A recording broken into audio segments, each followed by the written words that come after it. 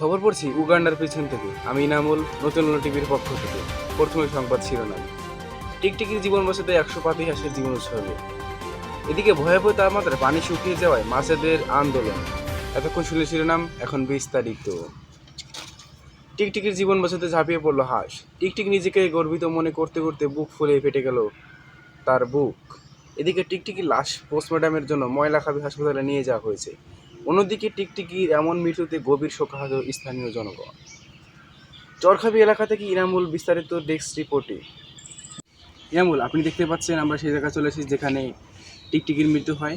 আমরা এখন একজন স্থানীয় লোকের কাছে শুনবো কীভাবে টিকটিকির মৃত্যু হয়েছিল। আমি এই এলাকার একজন কৃষক। আমি এই পুকুরের সামনে দিয়ে হাঁটে যাচ্ছি, এরপরে দেখতেছি কয়েকটা হাঁস মিলে এর টিকটিকির বাঁচালো। তা আমি ওটা দেখে ভাবলাম যে আমার কিছু দরকার নাই, আমি যাই গিয়ে হাইটে।